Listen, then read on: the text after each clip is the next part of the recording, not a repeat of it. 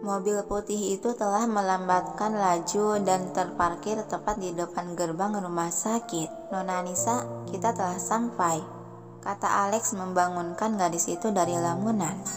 "Oh iya," sahutan Anissa lalu menyerongkan duduk menghadap ke lelaki di sebelahnya. Dia mengulurkan tangan. "Mana tanganmu? Aku akan pamit dinas." Egy membalas mengulurkan tangan yang langsung disalami dan dicium punggung tangannya oleh sang istri. Dan hal itu menciptakan getaran kehangatan menjalar di lubuk hati Egy. Anissa mengangkat kepala dan hendak melepaskan tangan dari pegangan. Namun tiba-tiba, secara cepat Egy menarik tangan itu hingga tubuh Anissa berakhir dalam pelukan. "Egy," pekik Anissa terkejut. "Alex, kau keluar dulu," perintah Egy melirik tajam ke arah kursi depan. Alex terkekeh pelan. "Yah, baiklah," dan menurut membuka pintu keluar mobil. "Egy, jangan begini, lepaskan aku sekarang," cicit Anissa sudah merona malu.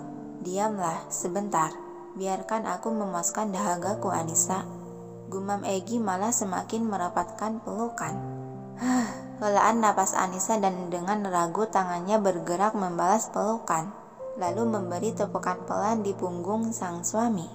"Kita kan hanya terpisah sementara, kenapa pakai acara pelukan kayak gini segala sih? Seakan mau berpisah lama aja." Egy melepaskan pelukan dan beralih menangkup kedua sisi wajah Anissa lalu melabuhkan kecupan lembut di kening dan kedua pipi gembil itu. "Baiklah, sekarang kau boleh pergi," ucapnya mengusap gemas kedua pipi kemerahan Anissa. "Selalu kabari aku setiap jam istirahatmu." Anissa mengangguk mengiyakan. "Ya sudah, aku dinas dulu. Assalamualaikum." Salam dia mengulas senyuman. "Waalaikumsalam," jawab Egy menatap pergerakan Anissa sampai keluar mobil. Di luar mobil, Anissa sempat memberikan salam dan senyuman ramah pada Alex yang berdiri menyender di depan mobil. Setelah melihat kepergian Anissa yang sudah memasuki gerbang rumah sakit, Alex kembali memasuki mobil dan duduk di kursi kemudi. Dia mulai melajukan kembali mobilnya untuk bergabung dengan kendaraan lain di jalanan. "Egy." Sahutan Egy tanpa teralihkan menatap layar ponsel. "Bisa kau jelaskan untuk kejadian semalam, agar saya bisa membuat laporan yang jelas terhadap Tuan Besar," kata Alex dengan pandangan tetap fokus ke depan mengemudi. Egy menghela napas pelan sebelum berucap menjelaskan tentang trauma yang dimiliki Anissa secara detail. "Dan tenang saja, aku tidak akan melanggar kesepakatan dengan ayah. Ya, walaupun aku sangat kesulitan menahannya untuk tidak menyentuh istriku."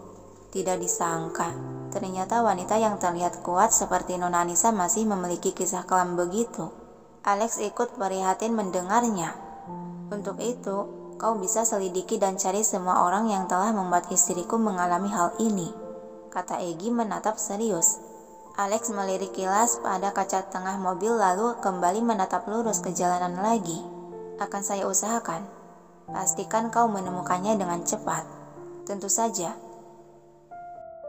Sementara di dalam gedung rumah sakit, Anissa memasuki ruangan untuk para anak dinas menyimpan barang-barang pribadi. Dan ketika kaki dia melangkah memasuki ruangan tersebut, seketika semua pasang mata tampak memandang sinis dan saling berbisik-membisik satu sama lain, bahkan ada yang berjalan menjaga jarak darinya. Seakan Anissa adalah kotoran yang harus dihindari dan dipandang jijik. Ini sungguh menyesakkan. Batin Anissa merasakan penekanan atas kebencian mereka. Dia memilih mengabaikan dan terus melangkah untuk menuju lemari loker tempatnya menyimpan tas ransel. Apa ini? Alis Anissa dibuat berkerut dengan kedua mata melebar hingga dia berdiri kaku di depan lemari loker. Di pintu loker miliknya itu sudah dipenuhi oleh coretan-coretan tangan dengan kata-kata yang tak senonoh penuh caci maki merendahkan. Dan bahkan ada beberapa jepretan foto Anissa dengan Dr. Franz yang tengah berjalan beriringan saat kemarin. Ini tangan Anissa yang bergetar terulur meraih gagang loker tersebut, bukan karena takut ataupun benci, tapi seakan teringat kembali akan masa pembuliannya di waktu sekolah dasar. Dia menghembuskan napas panjang mencoba menekan kepedihan serta sakit yang kembali menganga di hati. Dan walau lemas gemetar, Anissa membuka pintu loker tersebut dan melemparkan tas ransel ke dalam loker. Anissa menutup secara keras pintu lemari itu. Siapa sebenarnya yang melakukan hal ini padaku? Apa salahku pada mereka? Padahal aku tidak pernah mengusik kehidupan siapapun di sini. Batin Anissa menerka-nerka dalang di balik semua ini. Orang-orang sekitar tampak mengelilingi, hanya memperhatikan dan masih berbisik-membisik menggosipkan, saling menyimpulkan keadaan yang dilihat. Padahal aku sudah menegaskan beberapa kali jika aku tidak mempunyai hubungan apapun dengan Dr. Franz. Tapi... Anissa berbalik dan berjalan dengan pandangan menunduk menatap ujung sepatu sendiri. Pikiran dia terasa kosong saat perasaan perih yang semakin menjadi mengiris luka di hati. Dia berjalan menuju pintu keluar melewati orang-orang yang hanya menonton dan menggosipinya. Anissa, suara lelaki yang dia kenal menghentikan langkah kakinya. Pandangan Anissa terhenti pada sepasang sepatu hitam pantofel milik lelaki yang berdiri di hadapan. Dia mengangkat pandangan menatap Dr. Franz. Anda lagi? Dan malas terlibat lagi. Anissa segera memutar tubuh berbelok arah melewati lelaki berjas putih itu. Anissa, secara cepat Dr. Franz meraih dan memegang lengan Anissa, sehingga pergerakannya terhenti dan tubuh gadis itu kembali menghadap ke arahnya. Anissa melirik ke arah lengannya yang dipegang. Lepaskan, Dok. Sudah waktunya saya untuk bertugas, ucap dia membalikkan badan lagi. Namun pegangan itu terasa kuat masih tidak terlepas. Maafkan saya, Anissa, tapi saya janji akan membersihkan namamu lagi, kata Franz tersirat penyesalan dari kalimatnya. Dokter tahu tidak? Anissa mengedikkan tangan secara kasar sehingga pegangan Dr. Franz terlepas. Dengan cara begini saja, dokter telah membuat kesalahpahaman semakin besar. Jadi, saya mohon jauhi saya dan jangan pernah mendekati saya lagi. Penegasan Anissa lalu berlalu meninggalkan lelaki itu yang termatung di tempatnya. Dr. Franz hanya bisa menatap kepergian Anissa sampai hilang di belokan koridor. Dia menghembuskan napas kasar dan mengusap wajah. Siapa orang itu yang sampai berani melakukan hal ini padanya? Sudah begini, dia jadi membenciku. Geraman dia melirik ke sekitar yang tampak orang-orang masih menonton memperhatikannya. Pasti di antara mereka ada salah satunya. Sedangkan di kejauhan dari balik tembok sekat koridor, tampak satu pasang mata yang tengah menatap tajam tertuju ke arah di mana Dr. Franz dan Anissa bertemu. Orang itu mengepalkan tangan kuat dan menggertakkan gigi geram. Terlihat jelas dia memendam kebencian dan dendam di hati terhadap gadis bernama Anissa itu. Kurang cukup aku memperingatinya. Benar-benar si jelek penggoda lelaki. Siang ini Anissa tengah memberikan asuhan keperawatan pada bayi yang baru saja lahir di dalam ruangan VIP lantai kedua paling atas gedung rumah sakit itu. Karena kebetulan pasien yang melakukan persalinan adalah orang terpandang, sehingga ditempatkan di ruangan VIP rumah sakit tersebut. Rumah sakit yang menjadikan Anissa tempat dinas memiliki bangunan 10 lantai yang belum dia ketahui bahwa rumah sakit tersebut adalah salah satu aset milik keluarga Saputra. Seperti biasa, Anissa melaksanakan tugasnya dengan ditemani oleh salah satu rekan dinas yang satu tim. Karena semua tugas telah dikerjakan. Kalau begitu kami permisi, Bu, Pak. Pamitan Anissa menundukkan kepala sebagai sopan santun. Iya, terima kasih, jawab si ibu. Barulah Anissa dan temannya itu keluar dari dalam kamar. Bayi tadi sangat tampan ya, Nis? Ucapan rekan dinasnya memulai obrolan yang saat ini mereka berdua tengah berjalan di koridor. Anissa mengangguk mengiyakan. Sangat tampan, jawab dia sambil berjalan ke arah elevator terdekat yang masih tertutup. Ada senyuman sinis terukir di sudut bibir gadis yang sebagai rekan dinasnya itu. Sebentar, secara tiba-tiba dia menarik sebelah lengan Anissa yang hendak melangkah mengarah ke elevator yang masih tertutup rapat. Kita naik lift itu aja, Nis. Yang ini kan masih lama nunggunya. Ajaknya menarik-narik lengan Anissa. Sejenak Anissa menatap pintu elevator di hadapan. dan memang sepertinya akan lama menunggu. Akhirnya dia mengikuti langkah kaki rekannya menuju elevator yang lain. Sesampainya di depan elevator yang dimaksud, si gadis rekan dinasnya itu menekan tombol untuk membuka pintu elevator agar terbuka. Sementara Anissa berdiri tak acuh menundukkan pandangan menunggu pintu itu terbuka. Pintu elevator perlahan terbuka lebar. "Ayo nih," ucapan Anissa tercekat saat gadis itu secara kasar mendorongnya ke dalam elevator. "Hei, apa-apaan kamu? Main dorong aja," kaget Anissa berbalik. Dan ketika pintu itu perlahan tertutup, alis Anissa dibuat menaut heran saat melihat gadis si rekan masih berdiri di tempat belum juga masuk. "Kamu tidak masuk, Nina. Cepat, pintunya akan tertutup," teguran Anissa. Yang malah gadis itu memberikan tatapan tajam penuh kebencian, serta senyuman jahat nan licik ke arahnya.